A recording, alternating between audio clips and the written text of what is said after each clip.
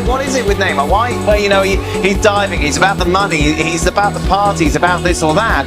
But you feel like Ronaldinho, Ronaldo were like that as well, but they seem to get a pass in Brazil compared to Neymar, Jules.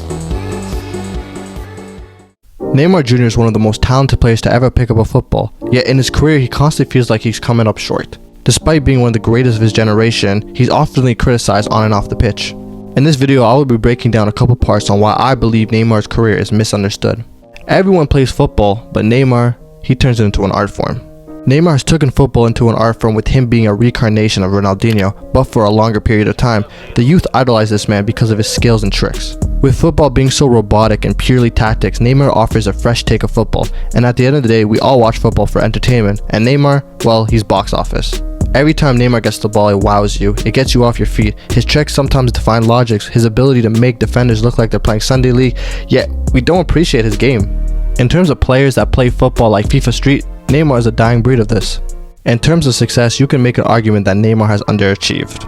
Neymar has won many trophies, the Champions League, La Liga, Ligue 1, the Copa America, the Olympics, yet it feels like he's underachieved in terms of success. It all started back in 2017 when Neymar left Barcelona with Leo Messi and Luis Suarez, which at the time, it was admirable due to him wanting to become the main man. But his time at PSG had been so overwhelming because of injuries, drama, and obviously no Champions League. Neymar was going into an impossible job, trying to turn an oil club like PSG into a European giant. I think going to PSG in his head was probably a good thing just so he can compete for the Ballon d'Or and get out of Messi's shadow, but I do believe him staying at Barcelona and playing under Messi and Suarez would probably have protected him from a lot of media criticism and helped him grow as a player and also show how the club is supposed to be run because of PSG's laughable state. Neymar's time at PSG has been impressive in terms of stats. In 173 games, Neymar has 118 goals and 77 assists.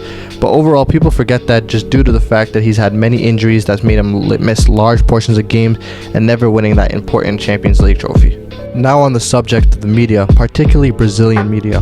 Neymar is no stranger to the media. He's been in the spotlight since he was a kid at Santos. He's like a pop star of some sort. He was expected to be the next Pele, but is that even fair? We've seen this numerous times in sports. When you put so much expectation on children, they will end up cracking, and there's only a few that's able to live up to these expectations. Neymar was supposed to be the savior of Brazil, and all that sort of pressure can't be good for anyone, especially in a country like Brazil where football is a real religion. Rafinha made an interesting point on his Instagram story that says Brazilians don't appreciate Neymar. Rafinha posted the following: "Fans of Argentina treat Messi like a god. Portugal fans treat Ronaldo like a king. Brazilians are happy about Neymar's injury. The biggest mistake of his career is being born in Brazil. This country does not deserve his talent and his football." A lot of people have stated they don't like Neymar due to his celebrity status, but can you really blame a man for acting like that when he's been a star his whole life? Since the age of 17, he's been the heir to Pele. Neymar is currently tied with Pele an all-time leading goal scorer for Brazil of all time, which seems to be overlooked due to his lack of accomplishment with Brazil.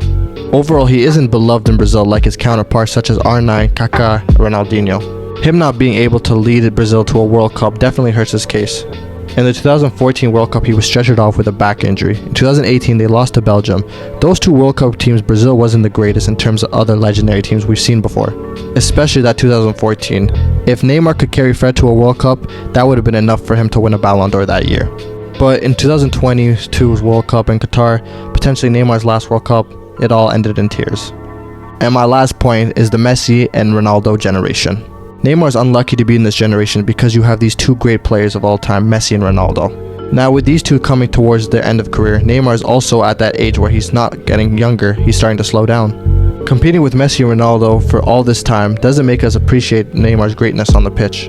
Overall, you can make the argument that Neymar didn't achieve what he was supposed to, but his impact is one of a kind.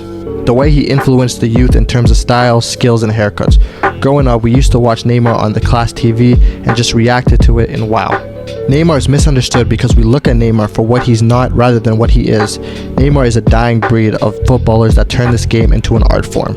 If you enjoyed this video, please give it a like, subscribe, and comment, and give me your thoughts on Neymar's career, and see you in the next one.